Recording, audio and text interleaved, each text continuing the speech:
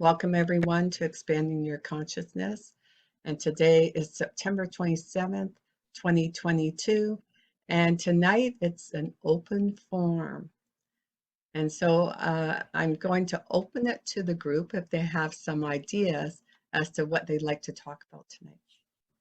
Being attached to outcomes. Attached to outcomes. Okay. Any goals, even like from day to day, in your work and yeah, that kind of thing. And so give us an example of how that has impacted you. The outcomes are not quite what you expect for, say, if you're working with clients one-on-one and they don't, the outcome doesn't fit the pattern, it doesn't fit the usual outcome, successful outcomes. Even though you know that you've done everything you could, you did your best, and it works in every other situation except these rare occasions when the specific, I guess, personality types that it just, they need more. They need more than what I can offer, kind of thing. And then it kind of makes me feel inadequate and a little bit helpless, or not really helpless, but like inadequate, you know, and that kind of thing. So are you saying it's people's expectations, right? They expect one thing, and so you feel that you can't meet their expectations, or you think that expectations too much? Well, that, but also I think it's my own expectations of myself. Like I set the bar a little too high for myself, it seems. So any comments that people have? And then I get disappointed. Yeah, Ken? So I'm just trying to get a handle on your question, Faith.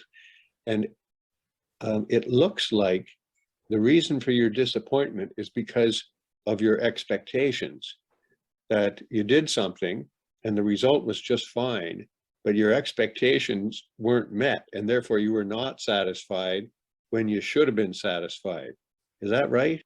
Yeah, something like that. And they should have been in a normal situation as well, like usually, but I'm finding that it's a certain kind of psychology that they need more than what I can offer. Like it's not just, it's just a problem of the person being willing to surrender and let go and trust, and that those elements are missing, you know, that kind of thing. So Yeah. But also, if we relate this to expanding your consciousness, right? We know that we're in this material world and things change all the time. So people will have certain expectations, and in this case, maybe your clients have certain expectations, and they're not always going to be met. Like their perception of things will be different from your perception of things. Any comments, Faith? yeah, I think it's more not so much perception as experience. Yeah, it's just coming to understand and accept that I can't help everybody, even though I want to. People that come to me like I'm in the profession of helping others, right? And every now and then I get those folks that I just can't, you know, no matter what I do, it just nothing works. And just understanding that it's not me, it's their particular manifestation of their psychology that they need deeper work or in another way, you know, counseling psychology or something like that. Like, yeah. And you're saying you have a problem with that affects you negatively? Yeah. I'm attached to the outcome like a little bit too much, and it's not healthy for me. But I don't know. Should I just accept that's the way I am, or should I just try to get over it, over my own expectations of, you know, being so attached to the outcome? Yeah, that would help, and good luck with that. You know, I mean, it's a work in progress. Yeah, that would help, but I think have you had sessions where your health practitioner and the results exceeded your expectations? That's the norm, actually. Well, that's the norm. That's the norm. norm. Yes. That it, And your, I'm the very results Yeah, we're very surprised always, and they're exceed surprised. expectations. Well, that's nice. So you gotta, I guess it balances out. I think in any relationship, no matter what it is, if you're going into some kind of a relationship with somebody, no matter what it is, it could be business, healthcare, you know, there's so many ways you can describe interactions between humans as a relationship. And you go in with expectations and, you know, yeah, sometimes those expectations are met. Sometimes the outcomes are, most times for me, I would think the outcome is a little different than expected, but I also kind of expect that. I mean, you know, kind of look at the parameters you're aware of going into a situation, and you see, well, yeah, that went better than I thought it would. It didn't go as well as I thought it would. This is just normal, right? It's never perfect. And yeah, it's our attachment to these expectations. Hey, Brent. Hey, Welcome. nice to see you guys. And, Dale, I want to welcome you, Dale. Thank you for joining. So, Brent, how are you feeling? I'm Oh, slowly but surely coming back, Yeah. you know, and I feel a lot better now. And it's just been an even keel, kind of slow but surely kind of motion. So we'll see how it plays out. But so far, so good. That's good. you It's look great. well, to Brent. Thank Yeah, you. Okay. Thank you. I feel pretty good. And Dale, I just want to ask, do you belong to other meetup groups? How did you discover us? Like, why did you join us tonight? I'm just asking. Hey, hello. Hi. So do you have anything you'd like to add to what Faith was saying about expectations and what Dave was saying too? No, I'm just happily. Yeah. And Catherine, anything you'd like to comment on? Oh, about what Faith had to say? Yes. Well, I just think that it's really great that you, Faith, have such empathy for your clients, that you really want to help them. And to me, it sounds like you're a therapist who is not checked out, and that's a really good thing. And yeah, I mean, as human beings, sometimes I know for myself that sometimes I tend to look at the stuff that maybe didn't go the way I wanted it to. But then when I look at the whole picture, right?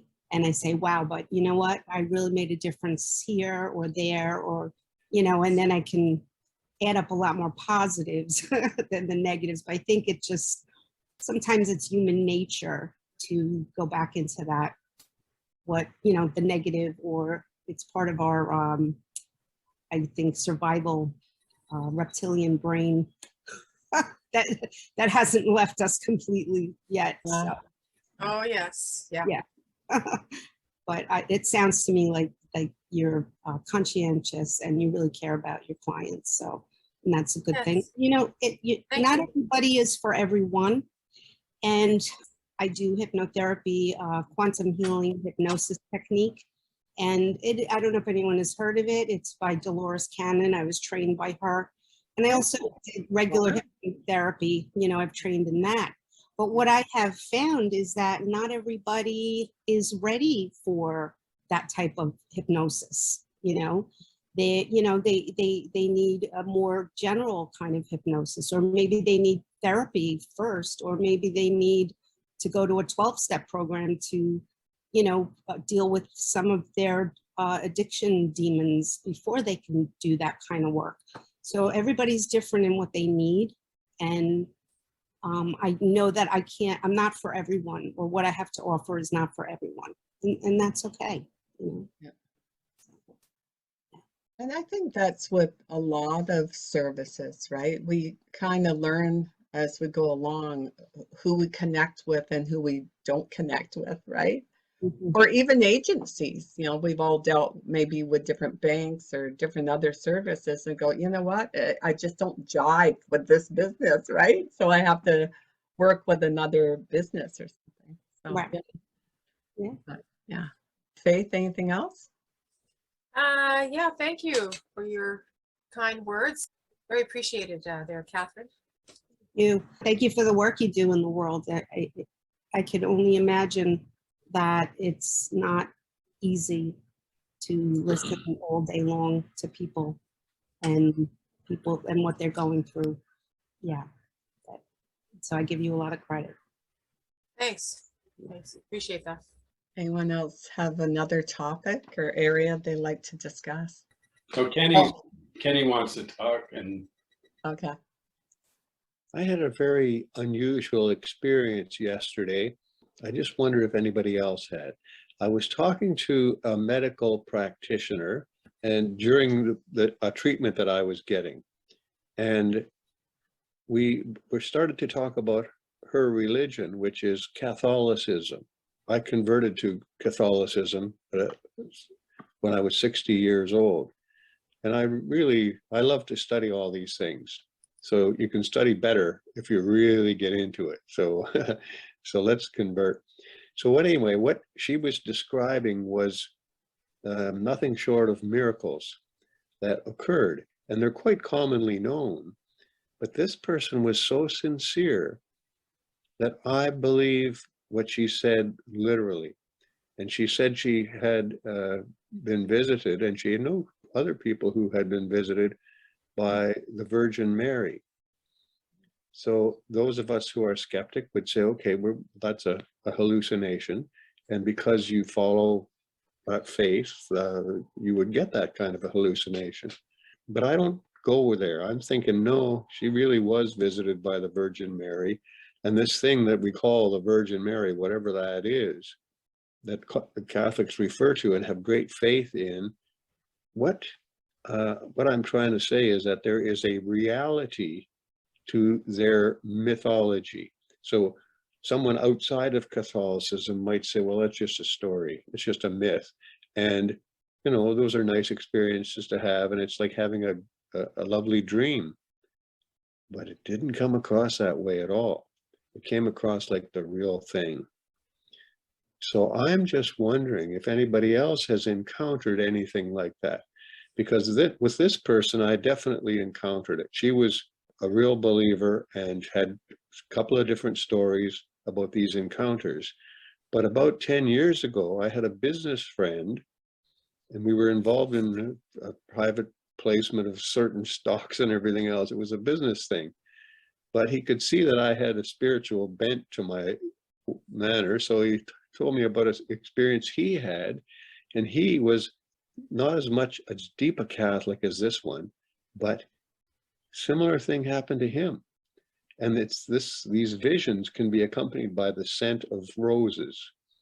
And that's what both him and his wife, in one of those shrine things that they have in Europe, they both had that experience. And I think, so this is outside the reality for modern people. Mm-hmm. But it sure wasn't for them. They really had some sort of an experience. Yes. And I'm just wondering if anyone here has had similar experiences with angels or ghosts or apparitions or anything like that, because it was so interesting. You're sort of asking because it's plausible that it's just another name, the Virgin Mary, for a particular experience like that people have, right? Yeah. So I think you're referencing. It's interesting. I got to tell you, I've thought the same thing. And I was going to say, I've been a Catholic all my life, as long as I can ever remember. And I still say my Hail Marys and Our Fathers, not every night, but I'm in good touch with the lady. And Yeah. she's still yet to give herself an appearance in my era to me. And I'm waiting. But who knows?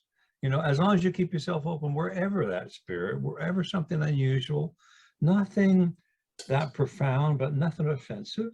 If you keep an eye on it and you see what's going on, you have an inkling, don't deny it.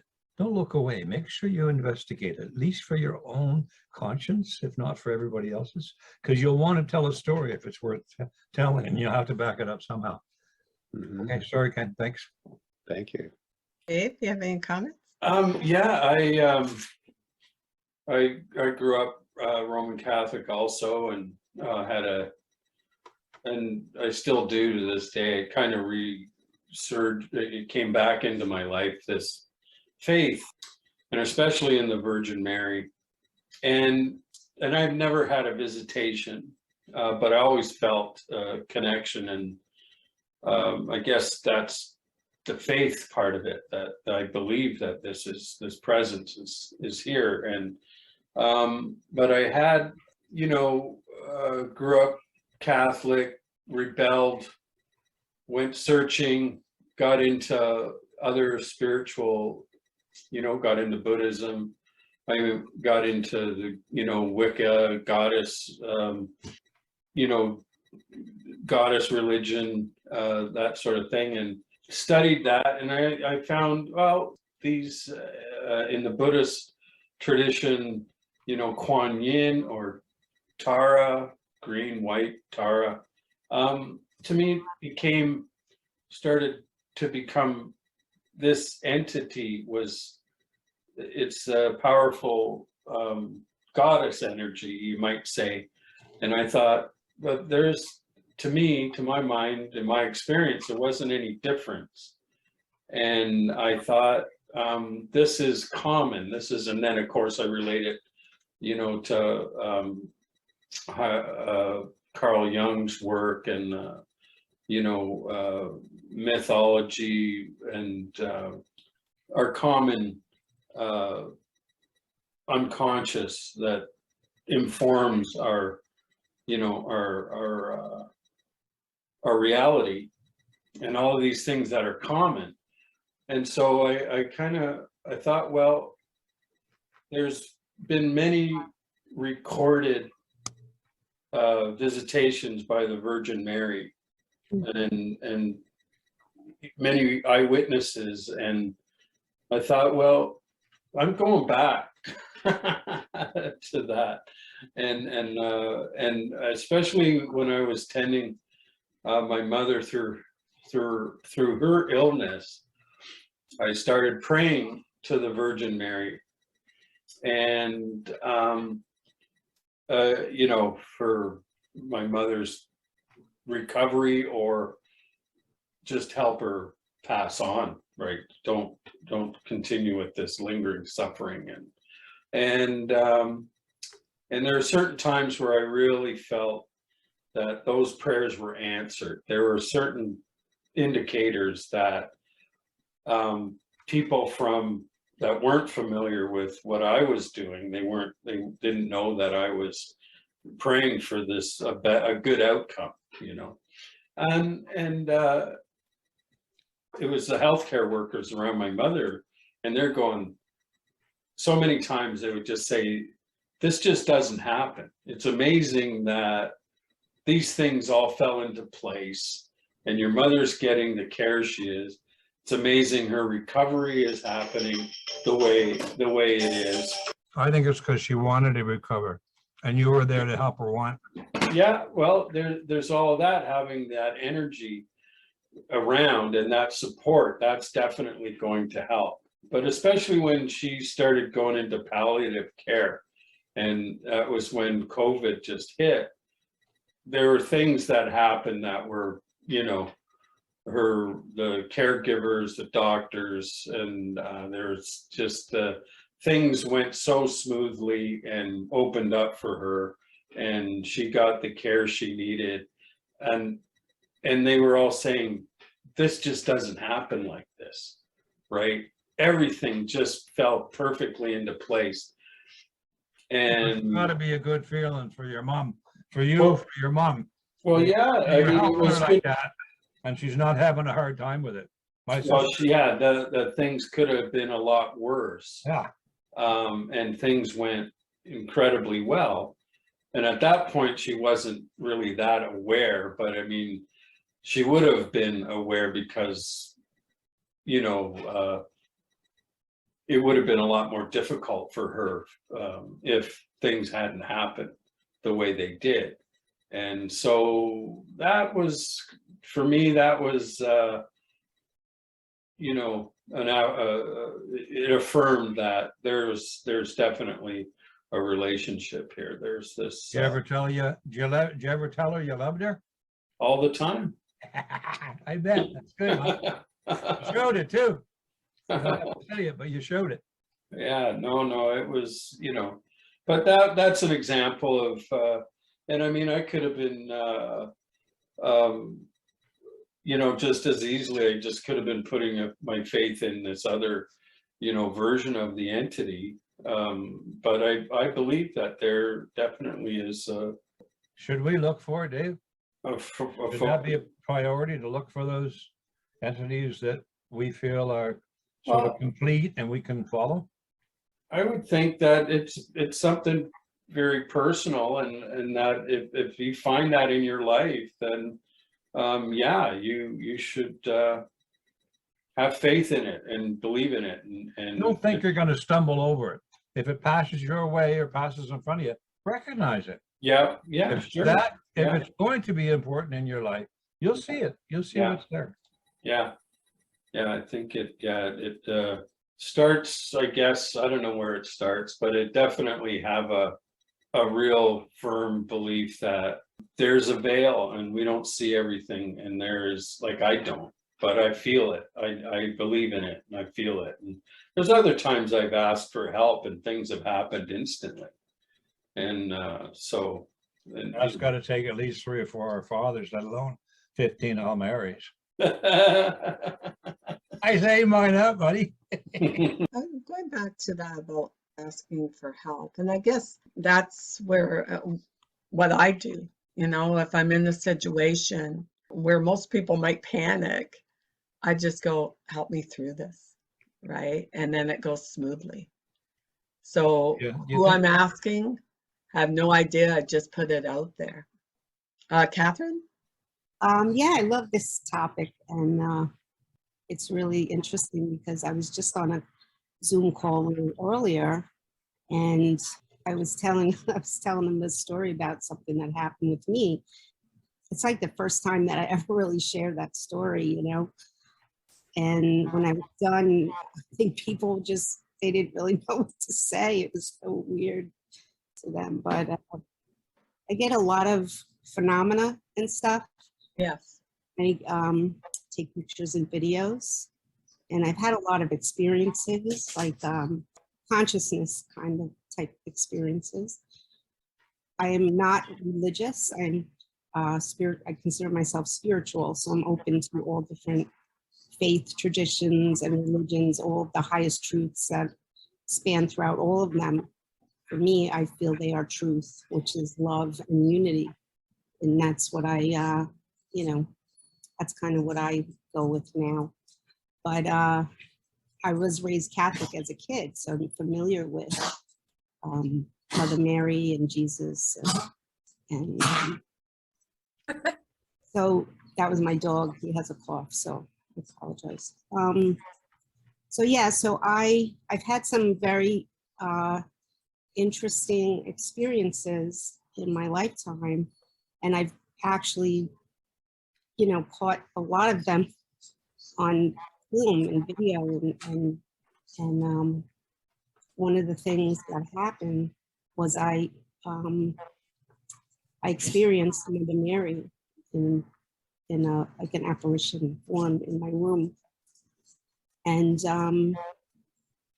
she kind of gave me telepathically, like without really speaking, just a knowing, me what to do in, like, you know, just I had like a crystal on my altar, and so I moved the crystal next to my bed, and I went back to sleep. And then I woke up in the morning, and yeah, I saw this being like in my ceiling, this beautiful being of love, and the energy felt very similar to her. It was like this divine feminine energy. It felt like her, but it didn't look like her. And then the next day, I went outside at like 1 a.m, and I've never felt, I've been in this house for 27 years. Never have I felt like this before, to go outside and just take pictures. I took 4 pictures from left to right. I went out of my back patio, and I took 1 video from left to right. And when I looked at the video and the pictures, Mother Mary was on my shed. It was like almost like a drawing of her, like because it was kind of like, I don't know if you've ever heard of ectoplasm, but there's a certain energy that can come through photography, and the spirit beings can show up in that energy. So her energy was on the door of my shed, and she was big, and she was looking up to the right. And I know it sounds crazy, but other things happened that night that I saw on the video and in the pictures. Okay, I'm not going to go into all of that. Yeah. But the synchronicity about that shed and her is that on my shed, it's a plastic shed, okay? Right where she was in the photo, I noticed a couple weeks later is a face permanently embedded in my shed of the being that I saw in my ceiling that I felt was her, but it wasn't her. Does that make sense? It's like all of these things happen, like these synchronicities and these, yeah. So they leave me like proof, what I have the, like, I start to think, am I going nuts? Am I going crazy? Because, no, I can look back at the pictures and the videos, and there it is. It's clear as day. But yeah, but she's, she's just so beautiful. Her energy, and, I just feel really, yeah, I was like getting nudged to tell this story. So, Yeah. And I wanted to ask you though, was there something going on in your life at the time that she came to visit you, like something that you were having difficulty getting through? actually, what was happening, I was going, like, I was reaching another level of where my consciousness was expanding more, and I was in touch with different beings. And yeah, so prior to that, I have had awakenings, spiritual awakenings, and things like that, where I've had contact with her and other beings. But I also have opened up to my mediumship in my adult life. So I'm familiar with the spirit world and my connection with them. So yeah, it wasn't that I was going through a difficult time at that time. I was actually going through a really amazing time. Expansive time. And I think she was there to kind of like let me know, all right, it's all, it's all good. Because her energy Keep going, yeah. Beautiful, so pure and so loving. Like, I consider her Mother God, like Mother God, and then there's Father God, and like the two energies together are the all. She's a representation of the divine feminine, and they're like this gentleman, Dave had mentioned, there's Kuan Yin, there's, you had mentioned a couple others, throughout time. But Mother Mary, I think, I've had some experiences with her too, because of my, my early upbringing, being raised Catholic as a little girl, and just knowing about her, but yeah, so.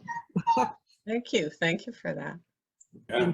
Anyone else say something? No. Brent, there you go. Well, I had an interesting experience. It was about 30 years ago. I was in a relationship that was ending, and I was very distraught and very upset. And I remember I was sitting down on the floor in my bedroom, and I remember just sort of wanting some help from somewhere. I forget exactly what I thought or said. It was kind of like, I need help, please help me, something like that. And then off in the depths of my mind, I saw this light coming towards me slowly but surely. And it started looking like an angel. And then it got up to me and it opened its angel wings and took them and just, pulled me in and cased me inside of these wings. And that's probably the most radical experience I've had when it comes to things like this, aside from, an acid trip or something. And it was very helpful at the time. It made me feel, great. It was very comforting. And but yet to this day, I can't tell you whether that was a real angel or whether I wanted a real angel really bad. And I was at the bottom of the pit and my mind just sort of created this thing that manifested in my mind like I wanted to see. I really can't say one way or the other what it was, but whatever it was, it worked and I felt a lot better until I started feeling bad again, because it was a while before the relationship problem ended. One thing interesting about that was it started ending at a certain point, and I didn't want it to end, the pain, the suffering. I didn't want it to end. So I conjured in my mind how lost I felt and how bad I felt. And I got used to the pain and the suffering of this relationship being so bad and ending. And it was really interesting because I knew that I didn't want to let it go. I didn't want to, because I was getting off on the suffering in some way. It was making me feel good in some way, down deep inside. So I noticed that. But that the angel, that was probably the only really interesting kind of experience I had like that. But I have, like I said, I have to say that I can't be certain exactly what that was. I mean, it might have been a real angel. If there are angels, it might not have been a real angel. So it's kind of like, see, there's something else that reminds me. It's kind of like, in a different way, like there's something happens to you. And it causes you to be stressed out and you hate it. So you have an emotional reaction to some kind of a triggering event or triggering person that may have said something, and it hits your ego really hard. And there's a differentiation between the triggering event and the emotional reaction. And it's not the triggering event that really bothers us. It's our response to that. It's our emotional response to that. And if we could control that emotional response, we wouldn't care, what we went through. But I see a relationship sort of between that and this idea of this angel coming, so I can't separate the story of the angel and say the angel was absolutely real here. But I can separate the difference between the emotional reaction to something and the triggering agent, which I find to be extremely helpful. Something is telling me that there's something going on here where these things connect in some way, but I'm not aware right now what it is. Brent, when you were saying, and as well as you, Dave, it's along the same theme. If you have someone in your life that you trust and you look towards, so you're not seeking other things, I wonder in some ways, because I've been associated with a UFO group and everybody's having experience, not everybody, but I wonder when I'm going to get my chance. But the reason why I haven't had my chance, is it possibly because I'm not looking for that? I'm happy with my Virgin Mary and my Our Father 3 times and once, because Our Father's tougher. That's what I remember when I was 4 years old. And I'm quite happy with my life, not having to look. I'm fulfilled to some extent over the years, and this is quite a few of them so far. So maybe I've got that solidity, that faith in what I know already, so I don't go looking. But I'm still kind of at odds because I want to go see the stars and aliens. And I talk to people, and I believe them, who have really done a lot of this themselves, and I've never been a part of it. But maybe I'm just happy as I am because I have that solidity and that background, that history. Who knows? That's my, sorry I chimed in on you, Brent. Well, what you were saying was good. I wanted to say something. Okay, I'll be quiet. Okay. Let me say something. Ken? The alien thing is interesting for me because several years ago, maybe 1 or 2 decades ago, actually, I encountered in two separate occasions people who had similar experience, and they were trained by Sikh. So I don't know much about the Sikh faith or religion or mythology or anything, but they had a similar experience. One of them would be it was a guided meditation. Now that might be something like hypnosis. I don't know enough about hypnosis to know, but some guru, some teacher took this person into, in fact, 2 separate people with similar experiences, took them into a meditative state, and then started to talk about accelerating and flying and Hindu kind of, or I call it Hindu, but it was actually Sikh. And those experiences of soaring through space, but it wasn't UFO time, it was some kind of ancient thing, I don't know if it was a flying carpet or whatever, but it was an experience like that. And they both claimed they could feel the acceleration and feel the flight. And one of the problems that modern people have is we always try to explain magic things in ordinary terms. So we kind of screw it up. But if I were doing that, I'm going to do it anyway, even though I know I'm screwing up. My scientific explanation would be that somehow these people are merging minds. Their minds are together somehow. Maybe it's hypnosis. I don't know what it is, but and then they just went on this journey together. And both of these people long to do that again. Wow. Yeah, it was such a wonderful experience. So did they see things? Did they encounter things? Entities? One of them saw his own thoughts being formed. Whoa, how do you do that? Yeah. Well, that's what Charles Leadbeater's book is about, thought forms. So, Oh, okay. yeah. So one of them saw his own, the helix of his own DNA. So wow. It might not have been outer space out there in the night sky.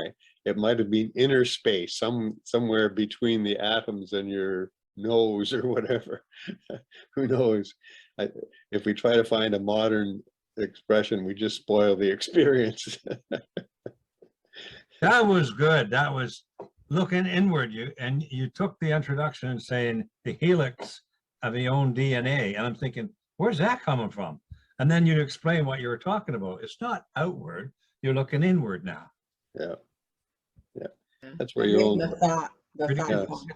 Yeah. So if there is a location where your thoughts come from, it's probably inside too, but I don't know about that. And I think I've kept this pretense up long enough. One of the 2 people was me. So I'm the guy who saw the thoughts in the helix. Wow. It was completely a mind blower. So you haven't read Thought Forms then, the book?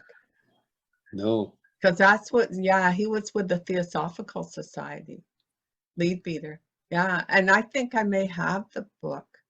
And so I don't know if I have a hard copy or PDF, but I can always loan it to you if you like. That would be interesting. Mm-hmm. I met a guy, I'm trying to remember if he was the president of the Toronto Theosophical Association, but I don't think it was. Yeah. But Yeah, anyway, there's a group out here in Vancouver. When I first came here in 2015, I was attending a few of their meetings. Mm-hmm. Have you guys ever seen a real hypnotist in person? Watch them do I'm not their sure what you thing? mean by real. Well, you saw somebody on stage maybe that got a lot of people to do a lot of crazy things. Yeah. Oh, yeah. Yeah. Curious what Catherine's experience has been with her clients. I know she can't talk about personal clients, but any, like, just generally, without mentioning names or giving away identity, maybe, and her own experience maybe as well. I'm curious about that. Yeah, well, the kind of hypnosis, the stage hypnosis, is something very different than a regular hypnotist that has, you know, clients that come to see them and things like that. But my specialty that I do is something called Quantum Healing Hypnosis Technique. And that's, I studied that with, I learned from Dolores Cannon. And she came up with that technique over a period of years, where she was in the 1960s helping her husband, who was in the military. He did hypnosis, a little bit of hypnosis, to help his friends with different addictions and things like that. There was a lady who came to see them and she couldn't stop eating. So Dolores, you know, she went to see them a couple times and it just wasn't helping. So Dolores said, let's try to, you know, I want to try to get her in really deep. So she brought it down into like a very deep level of hypnosis. And all of a sudden the lady started to report herself as a totally different person. And she was seeing cobblestone streets. She was talking about being in England and, you know, totally different country, you know, totally different woman. She was saying the address of where she lived. And at that time there was no computers or anything, you know, we're talking about the 1960s. And this is when past lives wasn't really known, you know, in the States, right? And so Dolores had to do everything by mail. So she checked out everything the lady was reporting to her, and it all came back that that woman did live in England in such and such a building, the address checked out, the street, everything. And so she got really curious about that and then started to, you know, do the hypnosis and stuff and with her husband. And she stopped for a while and started back up again when her kids were older. Anyway, it developed over time where it wasn't just past life regression. It turned into more like a multi faceted type of hypnosis where people could actually get in touch with their higher self and they could experience through the hypnosis themselves in different time periods. So whether it was prior life or different time periods in between lives or future lives or even in between lives, right? When they were making their plan to come and incarnate into a body. And so, and then these energies that were working through the people that would go to her started to bring her people that had very similar experiences. So she wrote over 20 books. She wrote My Lives with Jesus. She wrote like 3 or 4 books about people that had experienced lives with Jesus. She wrote a couple, 2 or 3 books about Nostradamus. Nostradamus would actually come through her clients and speak through them to her. And she would dictate, you know, what he wanted to say. Yeah, I mean, and then she wrote this Convoluted Universe series and on and on and on. But she wrote so many books over the years, and yeah, she's phenomenal. So I'm really fortunate that I got to train directly with her because she passed in 2014, right after I took my level 2 class with her. And yeah. Her daughter, I think her daughter's doing it. Yeah, her daughter Julia does it now. Yeah. I love how your dog talks along with you. Like he's talking to you. He's very much a part of the conversation. She actually has doggy dementia. So at nighttime she does this. And so it's part of that. It's called sundown syndrome. Getting And older. sometimes it's worse than others. So I apologize for that. No, I liked it. I'm just chiming in how much I appreciate it. I don't have any animals. You gotta, you have a. Well, I want to go back there. I want to go back to Dolores Cannon because she also would. I've seen just a few interviews. I haven't read any of her books, but I have followed a bit of Allison Coe, is a quantum healing hypnosis therapist in the U.S. too. But if I recall in an interview with Dolores Cannon, she also talked about how some souls come here and they volunteer to help humanity, I guess, during this awakening and all this sort of thing. Did she talk any more about that in her Yeah. course? Yeah, well, I mean, her book is about the 3 waves of, it's called The 3 Waves of Volunteers. And it talks about how the volunteers started coming actually in the, I think she said like in the 50s, late 50s, early 60s. And that they were like the early pioneers of the volunteers. And she says like they had it the worst. That's how she described it. It was like a whole new, like, because, you know, if you notice in the 60s, in the late 50s and 60s, like things really started to shift, right? I mean, you had, you know, Hippies, you had everything changing. I was gonna say, I really like Dolores Cannon. She has a lot of YouTube videos, and I came across her a few years ago. But yeah, she's pretty awesome. I like her. But yeah, her 3 Waves of Volunteers is one of the books that she wrote. So if you want to read about that, but yeah, I definitely, I 100%. I definitely believe that is the case. You know, that there's an awakening happening here on the planet, and people came from all over the galaxies to be here. So many people were not even embodied before this time around, but they came, you know, to be part of it. So, you know. Yep. And does that come out with your clients? Like when you're doing these, you get that sense they're from somewhere else. Oh yeah, yeah. I've had all different, you know, people reporting different things like that. Yeah, yeah. Very interesting. Okay, so I will tell you, I have felt since I came to this world that I didn't really belong here. Mm-hmm. I go And to that. I also felt exhausted Mm-hmm. being here, that I felt that the behavior that I saw around me, it was foreign to me. Things didn't make sense to me. Yeah. And so when I heard her talking about it, I went, yeah, I think that's me. Right? So anyway. I can relate. Yeah, definitely. Yeah. Yeah. Not Okay, as- Sarah? Oh, are they okay? Did you withdraw somewhat because of it? And is that why you, and I don't mean it in a bad way, became a little bit more bookish and more reading? Because you're much more read than I am. Yeah. I shouldn't call you names. I'm mad at you, but I shouldn't call you names. That sort of direction that you took was because of what you're describing right now. Yeah. And Yeah. for the most part, I'm sure you benefited from it, but you're also questioning, why did I do that? Why Yeah, was it? well, I think, and some of these quantum healing hypnosis people will say this, right?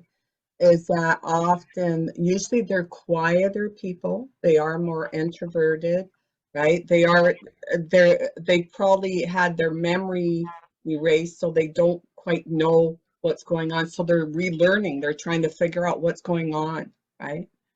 And I think I was always a seeker. When I was younger, I was a seeker. I'm still a seeker. So, yeah. We all Catherine? are. Yeah, Catherine. I don't mean humanity. I mean just we 7 here. You don't come to a program like this, Yeah. an event like this, unless you've got questions. And in instance, this is a really good place to be able to describe what's going on. And I'm going off on a tangent right now. Okay, Catherine, any comments? I don't know. Well, you know, I mean, More. why did you become a quantum healing hypnosis person, right? Did you feel that you were trying to find out more? Oh no, as soon as I heard about Dolores Cannon, I just had to know who she was. I just heard her name and I'm like, who is that? And then my friend said, oh, that's Dolores Cannon. She does this healing technique where she works in the field where you're in the hypnagogic state between wake and sleep. And I was like, oh my God. And she goes, yeah, and this healing comes through in that state and the people connect to their higher self. As soon as she said it, I'm like, I have to learn about this. I have to learn her healing technique because I was working in that realm. And I knew that what I was getting during that time in the morning, like between wake and sleep, I was getting symbols. I was getting, you know, a lot of connection and thing, you know what I mean? If you keep your eyes closed when you're just waking up and you stay connected to that place, right? Because we're not all the way back in our bodies when we first wake up. We're still kind of like connected to, the higher realms. So that's a really good place where you can get a lot of information, symbols, help, and if you're open to that, it can really work with you in your life in a lot of really positive ways. So I had been having those kind of experiences. So when I heard about Dolores doing that healing work in that realm, I said, I have to find out about her. And that's, I didn't go learn her technique right away. I actually waited a couple years. And then all of a sudden I just felt like I have to do it now. I have to do it now. And I'm glad that I did. And I'm glad I listened to that, because it took her level 1 online. It took her level 2 in Arkansas with her. And then I was the second to last class that she ever taught. So I feel really, really blessed to have that experience. So. And I understand, like from an interview that she did, she had a hard time getting her books published. I think she had to get them published on her own, right? She started a publishing company. Yes. Yeah. Back then, she took a lot of heat from people. People told her she was demonic, that she was working with the devil. She took a lot of stuff, and she didn't believe it at all. She was just like, I know what I'm doing is truth and it's right, and there's nothing evil or sinister. Faith, did you want to add anything? Hello? Yeah, I'm still here. Just curious about Catherine's experiences herself with being hypnotized. Was she hypnotized, or her clients, any of their experiences? Well, I won't really talk about any of the people that I have done, but they've had phenomenal experiences, and there have been many people that have just like life change. It has literally changed their lives, and so I feel really, really humbled and just really happy to be able to be a facilitator for that, because I don't heal. I'm not the healer. I'm the facilitator to help them to connect with their higher self.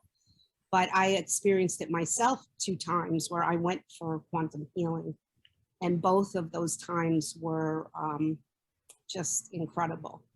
And I was shown things that helped me to understand what and why I was dealing with certain personalities and things in this life, and I was actually taken to a different realm where I was not even human. I was a fairy, which I know maybe some people might balk at that, but that is what I saw.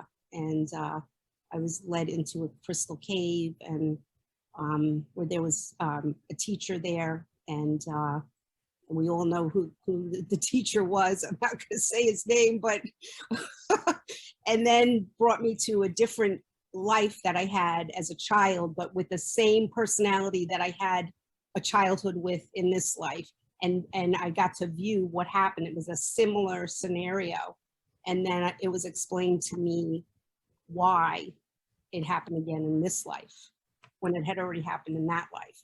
So I got some answers, some real clarity about why certain things happen. And it was a healing. It was a healing for me.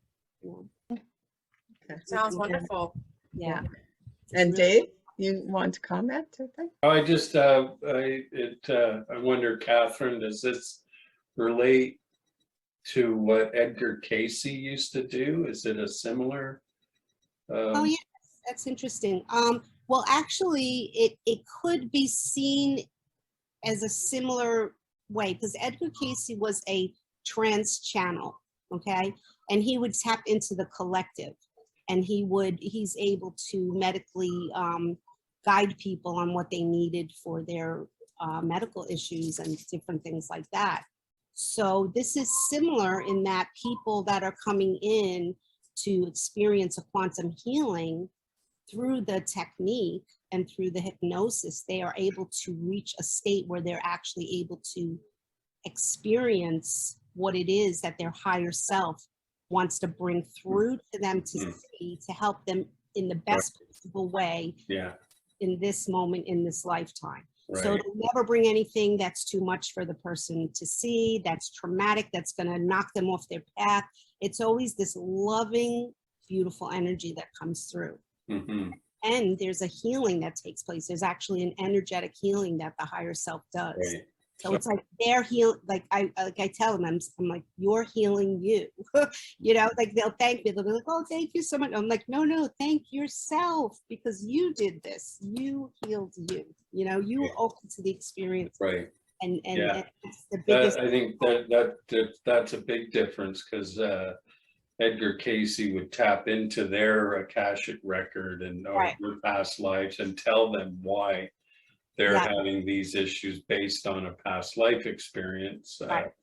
And they would maybe be in relationship with somebody from a past life, and that was, then the root of their problem or dysfunction was because of what happened in that. Right. That was what, and he was doing readings, and but Right. you're facilitating people to make that connection themselves. And Yeah. And it's cool too, because they bring in questions, you know, like I'll say, you know, bring in a list of questions, anything you want to know about, you know, anything you've had a curiosity about in your life. And then a list of things like intentions for healing. And I have them do homework like before, so that when they come in, we go over the questions. And then when they're connected to their higher self, which is as soon as they start to experience either past life, future life, present life. But once we get to the, after that part, then we go into where I'll ask their higher self if I could ask it questions.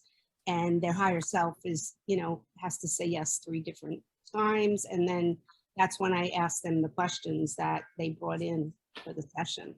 And it's really amazing, because you see a shift in the person who is now very deeply connected to that aspect of themselves. And it's like this wise, loving soul that comes in. It's sometimes like the voice changes a little, and it's just like this whole different demeanor that comes in and steps in a really loving, gentle way. So. yeah, I'm finding it all very interesting, and then how this relates to Brent's experience is that there's this need. People are looking for help, and they find a way, and it connects, and they get it, and like Brent said, he doesn't know if it came from his own mind, that it was created, and maybe that is the nature of our consciousness, our existence, is that it's mind, but that doesn't make it any less valid. Well, you know, Dolores always says that it could feel like your imagination, because you're using the part of your brain that is your imagination. And that's where these images come through. And that's where these, you know, experiences, it could feel like that, because you're actually using the same part of your brain, you know, it's accessing that. But I always tell, you know, people just to trust what they're getting, trust and allow it, and then give it a voice. And then once you give it a voice, then another thing will come and another thing will come. So, but yeah, it's pretty fascinating.